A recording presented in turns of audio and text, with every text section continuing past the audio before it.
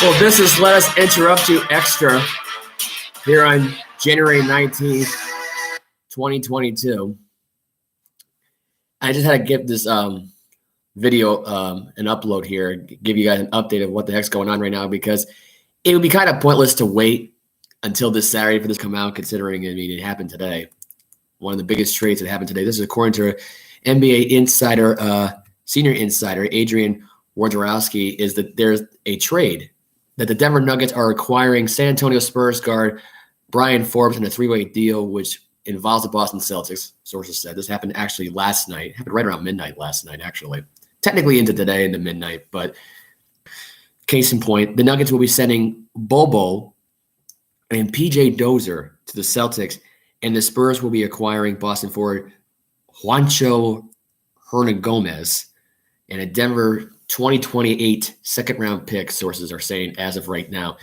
This trade here, to me, makes no sense, right?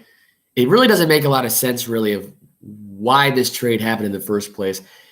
Look, we're getting Bobo and we're getting PJ Dozier, right? That's the story. That's the story right now with this trade, and who we get at the end of all this. Bobo, by the way, who a lot of people may not even know who the heck this guy even is. I never even heard of this guy until now, and I won't give you the stats because his stats are, like I said, I never heard of him before. So I mean, it's interesting. We get basically a guy out of college who's out, who averages so far 2.4 points per game, 1.4 rebound, and 0.4 assists. So basically, he's another bench warmer, right? He's a center, by the way, too. So he's not as tall as Taco Fall is, because Taco Fall is like 7'4". He's not as tall as Omos from WWE, because he's basically almost is like 7'5". By the way, I did know that. He's got the Andre the Giant height. So think about that for a minute. We got a guy basically who looks more like a wrestler, and really a guy who will never see the floor here at the TD Garden. And I think it's like one of those minimal trades. It's like, should we care? Should we really be like excited about it? I'm not really that excited about it. I'm not impressed with his stats. Why are we getting another big man here who produces absolutely nothing for you if you're a Boston Celtics fan? And look, I know I said to myself I wasn't going to get upset about the Boston Celtics too much. I give up on giving them any hope here. I'm ranting about it, but there's trades like this where I just look at it and I scratch my head, because the players that we got out of this whole thing are just injured right now. They're not even playing. In fact, we don't even know where Bobo will make his debut, along with PJ Dozier. There's just so much there with this, and it leaves me scratching my head, because it's like we really didn't even need these guys. We really honestly didn't need them. So I don't get what the logic is behind this trade. I don't get the point of this trade. I guess, did they really need to give up like a guard? Like did the Spurs really need to give up Forbes? Did Forbes want to get traded? Anyway, PJ Dozier, by the way, who's 6'6", he's a shooting guard, averaging 5.4 points per game, 3.5 rebounds, and 1.6 assists. So basically, he's just another basically another Marcus Smart here. I couldn't think of the name offhand here for a minute, but Dozier's out with a knee, by the way, and Bobo is out with a foot. So they're on the listed as the protocol right now. So this is what your roster looks like as of right now. This is representing the guards play here. You got PJ Dozier, Broderick Thomas, Peyton Pritchard, Dennis Schroeder, Marcus Smart, Jaylen Brown, Romeo Langford, Josh Richardson. That's just under the guards, by the way. So just FYI, if anyone's wondering now about the Celtic team, like, am I impressed so far with the trade? No, because these trades make absolute zero sense. You're just getting bench warm players. If you really wanted to go after a player, why not go after Brian Forbes? I don't know. It seems to make the most sense, really, out of anybody that gets traded here, really. Why not go after that guy? He clearly didn't want to go to play for the Spurs anymore. The Spurs, by the way, who are struggling this year. And by the way, This could be Greg Popovich's last year with the San Antonio Spurs as a head coach, legendary head coach, by the way, for that franchise and just the dynasty that he built in San Antonio. Look, and I'm going to say this, and I'm going to say this once, and that's it. Greg Popovich should have left the Spurs and coached the Celtics. If there's one guy that won't take crap from anybody and won't be like sympathetic one week and non-sympathetic the other week, it's Greg Popovich. And I think honestly, with this team, it'd be I don't know if they'd be a different team, if maybe a few records better, maybe a few wins better with Popovich, but I don't know what the point of him staying in San Antonio is. I don't get it. And by the way, Forbes, who was also traded from the Spurs to the Nuggets, he's also out with an injury. So he's in his third year. He's averaging 9 points per game, 1.6 rebounds, 1 assist. He's out with an injury. By the way, they're just trading away like players who are out and injured. So it's not really making a lot of sense here, really, of why they would trade him here. There's no report right now of why he's out. He's in his third year. He's out of Michigan State, 6'2", 205 pounds. I gotta go on record here by saying this. This was by far the weakest trade so far in the NBA this season right now. And it's a bad trend because I feel like this is going to happen going forward now at this point with the Celtics. And right now there's been reports right now. This actually came out a couple of days ago. I didn't really cover it yesterday because I actually didn't even know the story was even the works. But Jalen Smith from the Phoenix Suns could be a potential Boston Celtics trade target at the deadline. This is according to the NBA Analysis Network. I'm just trying to pull up the page right now at the same time as I'm recording this live. So I have the access to do both things here, really. I don't know if anybody can still see me or not, if there's any issues over. Because sometimes there could be an issue with my webcam. I know there was some issues when I was doing some Zoom classes during the pandemic when I was in URI, but there were some points where people couldn't see my face, and there was people that couldn't see this. Oh. Not sure why that just came on. It's a weird audio thing. Oh, here it is. Here's the NBA rumor. This is on the NBA rumor analysis.net. This came out on January 16th. Could be Jalen Smith could be a potential Boston Celtics target at the deadline. This was written by Grant Afseth. Grant Afseth. I have a lip, so it might sound weird. Afseth. I think I said that right. Anyway. There's a lot of trade rumors going around right now as of today as well. It's popping on my page. I'm not sure why the other one hasn't. Oh, here it is. So here's the story. The Boston Celtics have begun to find their stride as of late as the NBA trade deadline nears, but could use another piece or two to help maximize their chances in making the playoffs. The options are rather limited for the Celtics when it comes to the type of targets they reasonably can pursue. In fact, there has even been mention of how Dennis Schroeder could end up being moved since he is on an expiring deal, and it'd be able to reach a real challenge to retain him. One option the Celtics recently were linked to was Jalen Smith from the Phoenix Suns, who was selected number 10 overall in the 2020 NBA draft. Now, I'm, for one, thinking in my head that this is actually an interesting move. The question is who do you trade away? Besides Schroeder. And Schroeder, by the way, I don't think anybody will be interested in having anyway. So far, the latest two teams that are interested in Dennis Schroeder is the New York Knicks and the Dallas Mavericks. So, to me, it's a good move. It's interesting. I like the story. I don't know, was Jalen Smith part of the bench team in the NBA Finals as of last season? I don't remember, but this is actually according to the NBA Analysis Network. The Wi-Fi today is not as good. It was good early this morning. I could have done this earlier this morning, but I thought I'd wait a little bit, let this digest a little bit. So yeah, there's your Boston Celtics trade rumor. and this is what the Celtics have traded so far. They traded a bunch of players. Or they didn't trade really much, really. They just picked up some players without really giving up as much, if anything, really. They were just a part of a system to where they're just basically getting players now. Not sure what's going on with this computer today. It's not really letting me allow to refresh the page. But you get my point, though. The Boston Celtics right now are looking for a trade that may or may not happen with Jalen Smith. If you want my honest opinion, I think this is all the Celtics are going to do.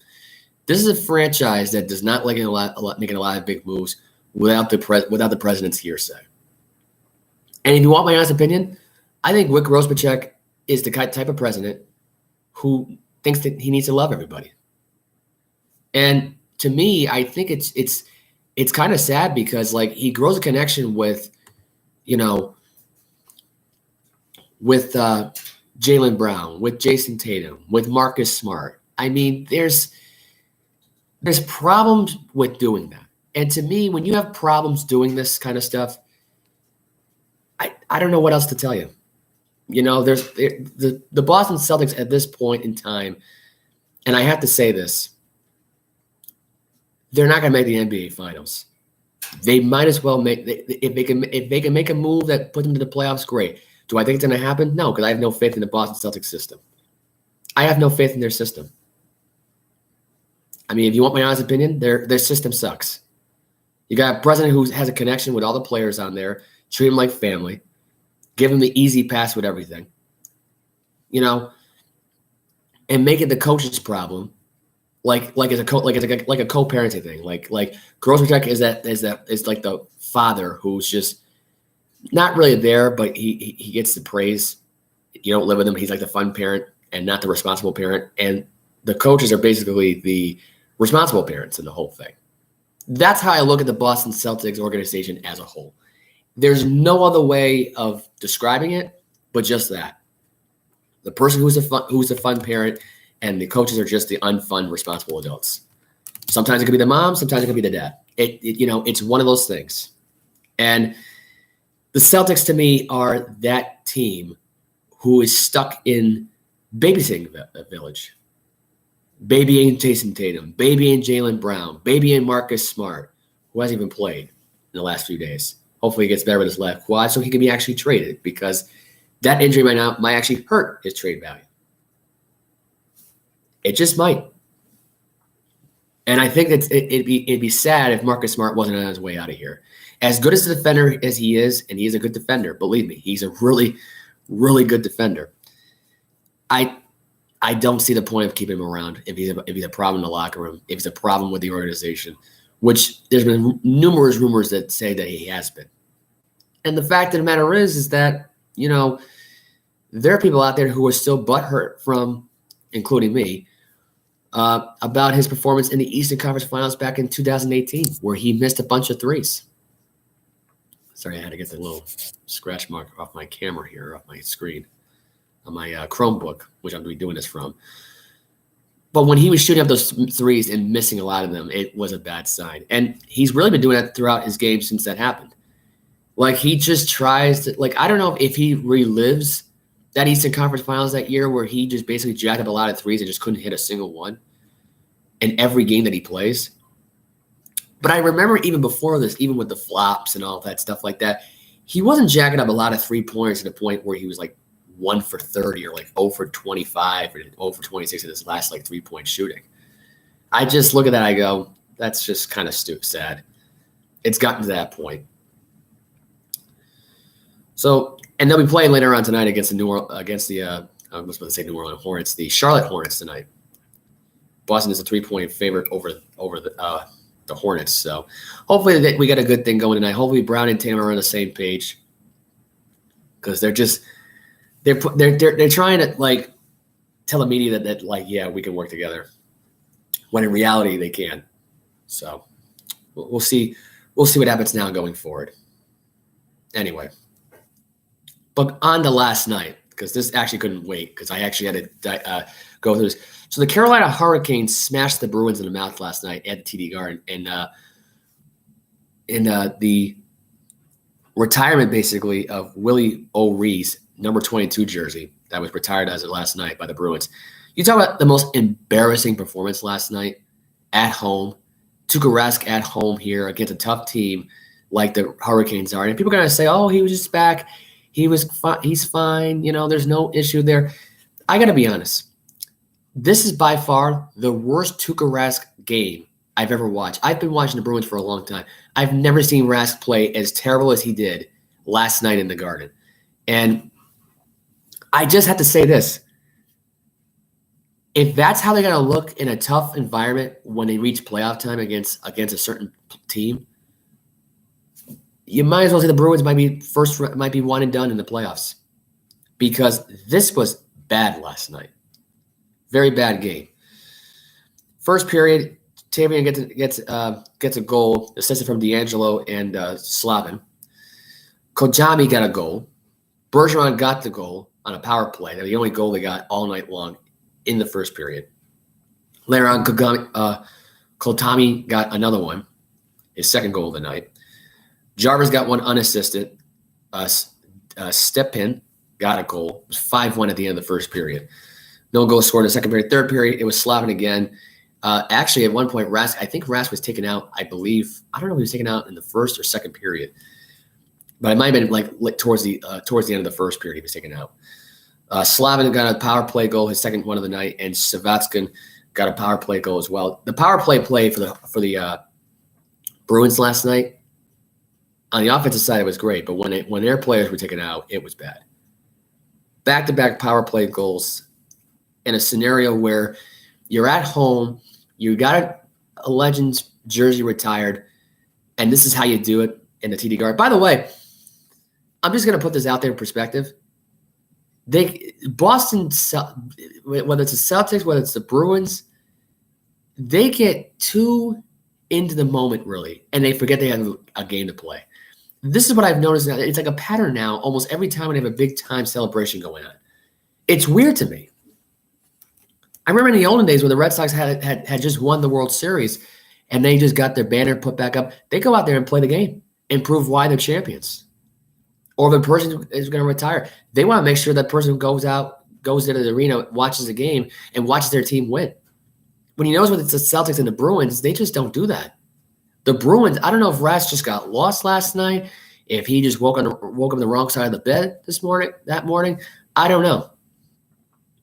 But when you look at the Bruins and how pathetic they looked last night against a playoff caliber team who they've swept before in the playoffs, if you all remember, back in 2019 in their Stanley Cup run, they swept the freaking Hurricanes. And last night they went out there and they absolutely spanked you. That's how pathetic the Bruins were last night. And I just have to say, Tuukka Rask last night allowed 5 goals on 7 shots. The first 7 shots, like that's pathetic. That's pathetic. And he had 12, really only about 10 or 11, 12 saves, really. 10, 11, 12 was one of those 2 saves. But the first, what boggles my mind, really, is Rask has never played this bad with or without the injury, regardless of how serious the injury is. And look, it wasn't as bad to the point where he was taken out after the first period. There's something wrong there. And Rask did not impress anybody at all last night. As a matter of fact, if I was at the game last night, I'd be just telling this guy that you don't belong here. You should have never came back. That's what Boston Bruins fans should be saying. But they like his jersey. They like him. They like quitters, I guess, apparently down there in Boston. And that's what Rask really is. Think about it. When the going gets tough, if he's not motivated to play, they don't play. And Bruce Cassidy, who I think honestly left him in there for way too long, in my opinion. The fact that you allow 5 goals in the first period and your team can't get back in the second or third period, that's pathetic, especially at home. But this is the story with Bruce Cassidy's run as a head coach as the Boston Bruins. Never really won a championship. Went to 2 Stanley Cups with Rask, and Rask both times did not perform to his best of his ability. And you could say the 2019 run, the offense really didn't help either, but you got to look strong. You got to stay tough. You got to be the goalie that doesn't allow 4 or 5 goals a game. And that's what he was allowing during the playoff run. Even with the saves, he was still allowing like 3 or 4 goals a game. There was points where I look at Tim Thomas. I didn't think Tim Thomas looked as bad as he did in that run back in 2010. He was a dominant goalie. He barely even allowed 1 or 2 goals in the game. And Rask will give you that in the first round. He'll give you that Stanley Cup final performance in the first round. But I feel like his order is completely backwards here. Think about it. When you're that goalie that gives you the MVP performance in the first round and not in the second and the final round, that's a problem. This last night, I don't know if he was just playing an exhibition or what the hell happened with him last night, but he looked pathetic. And he was in there for way too long. Way too long, in my opinion. I figured talking about this today would simplify things because I just started to take right out of the gate. But Bruce Cassidy is now turning into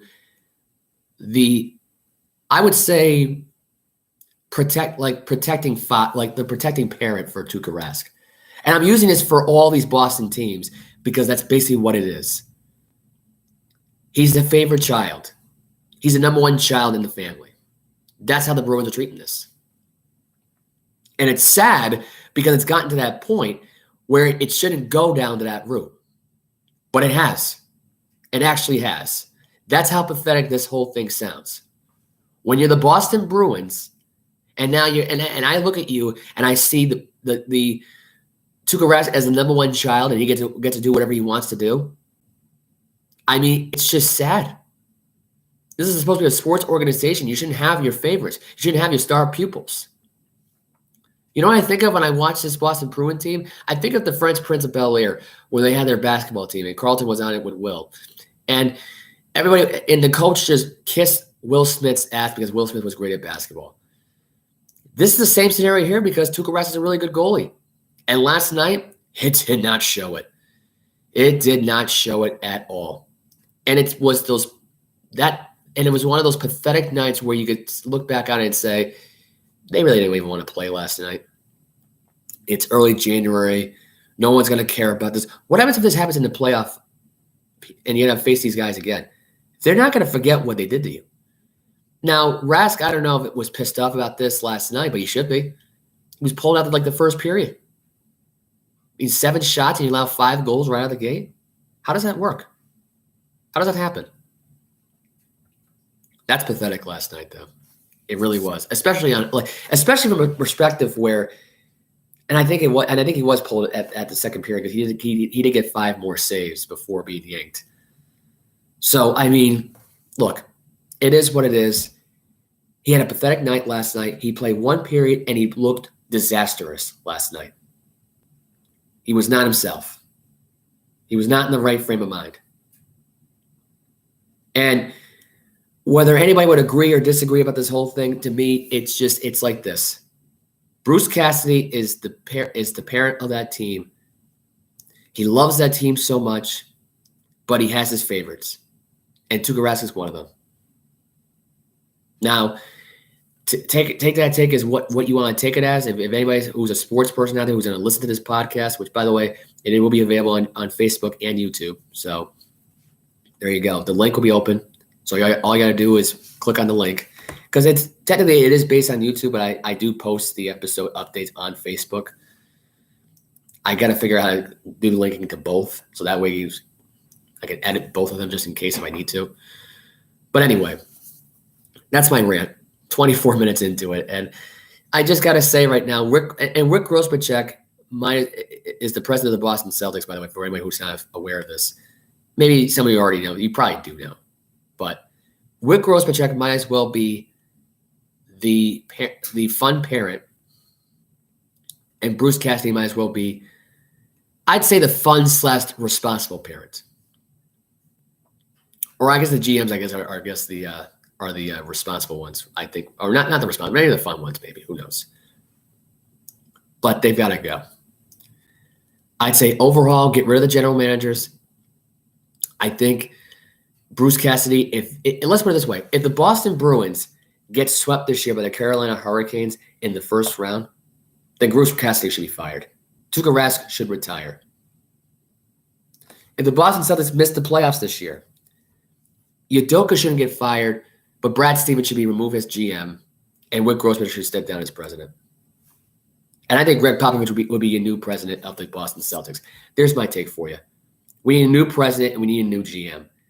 If this is how Boston sports is going to look now going forward, like watching like one of those like families that like spoil their kids, then this is pathetic. And this is what Boston sports is reduced to. This is just sad. It really is. So I thought I would update you all on that in case anyone was wondering, what's going on with the Bruins and the Celtics. And look, the Celtics trade to me is intriguing. I figured, okay, they got some good talent. It turns out they didn't.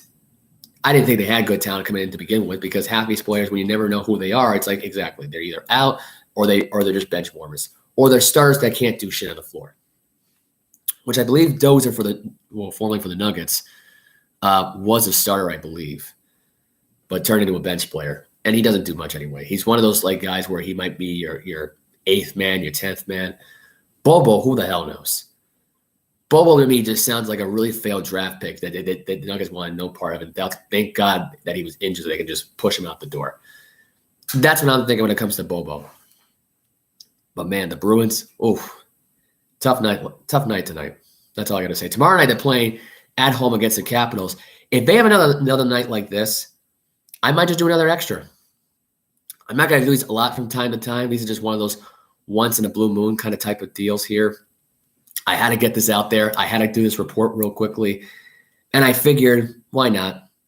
People already know who I am. People already can follow me on Instagram and Facebook if they want to learn more about my rants. If you want to follow me on social media, and you can see my stories on sports stuff, you can see my rants that I will be posting on Facebook, and that will turn into YouTube. So you'll be basically going on Facebook, then click on the link, or just go on YouTube to watch the video. If you want to subscribe, great. If you don't, well, it'll be up there for you. It'll be available. It's out to the public, so you'll hear my rant. Well, yeah, the Bruins are playing the Capitals tomorrow night. Tonight, the Celtics are playing the Hornets. The Capitals, by the way, are 22-9-9 as of right now. The Celtics are 22-12-2. So that basically means they have like 2 overtime losses or shootout losses. Really, the shootout loss. I never really understood that. Really, like it's basically it's like saying you're 22 and like you're 22 in this. Like it just, I don't get that logic to me really. But they won last night in overtime against the Winnipeg Jets 4-3, and they're playing tonight against the Bruins. So they'll be hopefully they might be able to get their revenge on the Bruins for their embarrassment home performance, and who knows, they just might, because I don't think Rask will be ready for this game tonight either. I'm convinced right now that he might even be backing up Ullman tonight, because how do you and I know it's not, or I should say tomorrow night actually, but how could you go on a limb here, and as you're a Bruin fan, and and actually agree on this whole thing? How would you disagree with me on that factor? If anybody's out there who disagrees with my take right now, I mean, I want to hear your voice. I want to be able to hear your comment here. I want to be able to read your comment, and if you agree about what I just said about the Bruins or the Celtics, write your comment. If you disagree, I want to know why. Because at this point, I think I got the take down perfectly. The Boston Celtics have turned into parents with like 12 children. The Bruins, the exact same thing. They have the one favorite child. The Celtics have the 2 favorite child in Brown and Tatum. That's how they're treating this. And these guys already think they've accomplished it all, even though they've never won a championship. Rask thinks the same thing because, yeah, he's got the ring, but he was a backup goalie behind Tim Thomas. Think about that for a minute. Or maybe he came in a year after. I feel like he came in a year after, but he may have been a backup too. I heard he was a backup for the team. So, but yeah, my hair's a little bit messed up right now. I definitely need a haircut. Anyway, so that's my take. That's my take on the day right now. Hopefully the Bruins have a better week because they need it. I doubt they're gonna basically pull through tomorrow night against the Capitals, and I'm not really sure about the Celtics either. But You want to follow me on Facebook or Instagram or Snapchat, you can. You know the usual. Joseph_Edward_Oliver for my Instagram, and my Facebook's just my regular name, Joseph Olivo. You can call me Joe for short if you want to. It's not a big deal. I actually prefer that. Joseph just seems so like my parents call me that. If you want to call me Joe, you can call me Joe in the comment section.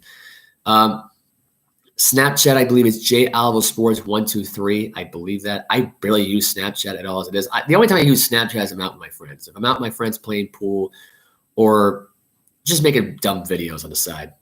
I mean, I will probably put some stuff on my Instagram and Snapchat and Facebook linked together, but I got to figure out how to do it in 3 because so far I've only figured out how to do it in 2. I don't know how to get it in 3. So there will be more. The episode will be back on Saturday. We'll probably be recapping some Patriots news, maybe. Well, actually, one thing I could bring up before I go. Braxton Berrios expected to be a free agent right now. There's been a lot of talk about it all morning on Zolak and Bertrand on whether or not Berrios could make his return to New England in free agency. I think, honestly, if you want my honest opinion, why not? If the risk is you lose Jacoby Myers, look, sayonara. If they want to get rid of N'Keal Harry too, great, cut him. I mean, the Patriots could use another wide receiver anyway. Honestly, I don't really want to lose Jacoby Myers, but if there's a sacrifice to be made right now, well, someone's got to go. Nelson Aguilar would be the one guy I would want to get rid of, though, on the Patriots. I'm just being honest. I would say keep Myers, get Berrios in there. He's a good slot wide receiver anyway for you. It makes sense. And who knows? People might actually get excited about the return of Braxton Berrios, who, by the way, wasn't really a bad target at all for the Patriots when Brady was around. Heck, I think he was more reliable, than Edelman coming back from a knee injury. You could have argued that he could have been the new Julian Edelman. The problem was, I think Edelman just didn't want to admit to himself that he needed to step down because, he had the MVP performance in the Super Bowl. If he wanted to retire right there and then, he could have ended it right there. Because being back for that season where he was very limited, really, and then having 0 touchdowns the year after with Cam Newton, that didn't do any favors for him. It really didn't. And who knows what he would have done with Mac Jones anyway, with how bad his knee was. But, yeah. So, let us interrupt. Will be on this Saturday. Mike will be back. Mike will be on the show, of course. I'm going to do these extras from time to time if there's some major breaking news. Mike will do one too if he wants to. He probably won't have the time to do it, but if he has a chance to do it, he'll do one too. So everybody have a great week. See you Saturday. Take care.